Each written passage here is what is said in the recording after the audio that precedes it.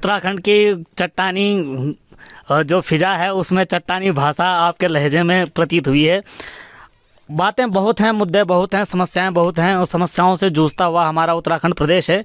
एक विशेष विभाग, चूँकि पीढ़ियां तय होती हैं शिक्षा से।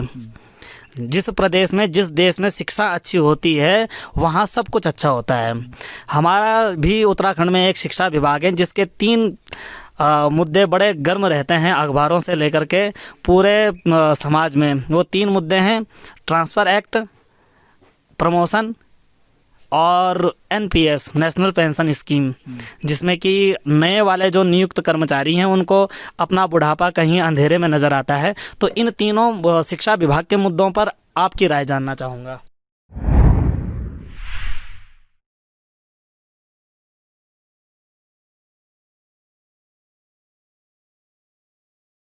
दो कौड़ी का नेता चुनाव जीतता है, उसको पेंशन 80,000। क्यों?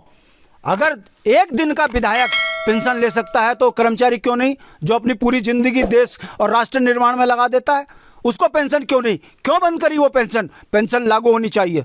हमारी आजीविका का सबसे बड़ा, कर्मचारी की आजीविका का अंतिम समय पर पेंशन सहारा होता है। ये राजनीतिक बेईमानों ने पेंशन खत्म कर दी 2005 में, और यही वो भारतीय जनता पार्टी है। काहे को देते उसको वोट, जिन्होंने राष्ट्र के अंदर कर्मचारियों के साथ इतना बड़ा गद्दारी करी है। दूसरा आपने कहा है स्थानांतरण एक्ट। स्थानांतरण एक्ट आपको दिखता नहीं है? 2-2 कौड़ी के नेता एक ट्रांसफर में 5-5 लाख, 4-4 लाख खा रहे। नौकरियां हमारे लिए जो है सजा बन गई है। अरे पौड़ी का लड़का, उसको तुम पिथौरागढ़ काय को ट्रांसफर कर रहे भाई? पौड़ी में दो ना, पौड़ी में जगह नहीं है क्या? मगर ये सोची समझी साजिश के तहत है।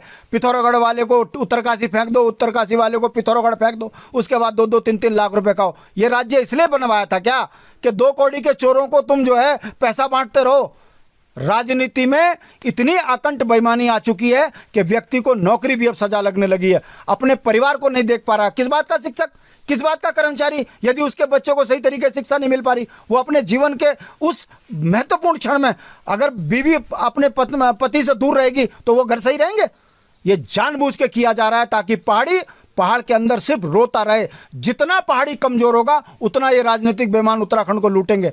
तीसरा सवाल आपका, प्रमोशन में आप देख नहीं रहे हो, पढ़े लिखे हो ना? यूट्यूब में जरा के देखिए। भारत का पहला राज्य है जहां वेतन विसंगतियां हैं। 2-2 कौड़ी के चपड़ासी यहाँ जो है एसडीएम बन गए, सचिव बन गए।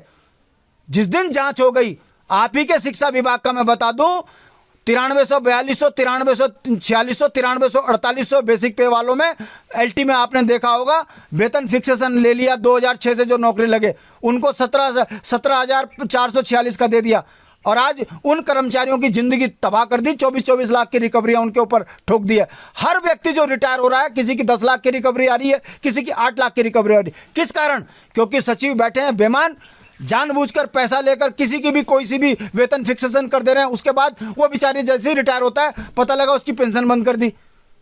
कारण क्योंकि उसको ओवर पेमेंट ड्रॉ कर लिया उसने। तो ये सारा षड्यंत्र उत्तराखंड के अंदर हो रहा है और सब जानकर कर रहे हैं।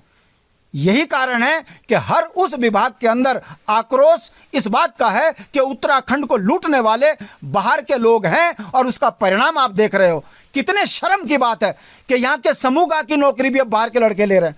बताइए, जो हाई स्कूल का बिहारी तुम्हारे द्वारीखाल में हाई स्कूल करेगा वो नौकरी पालेगा, मगर उत्तराखंड का द्वारीखाल का लड़का, उसने हाई स्कूल करी, उसे नौकरी नहीं मिलेगी। क्यों किया? सेवा नियोजन कार्यालय की सीमा बाध्यता समाप्त क्यों करी? ये सोची समझी साजिश है।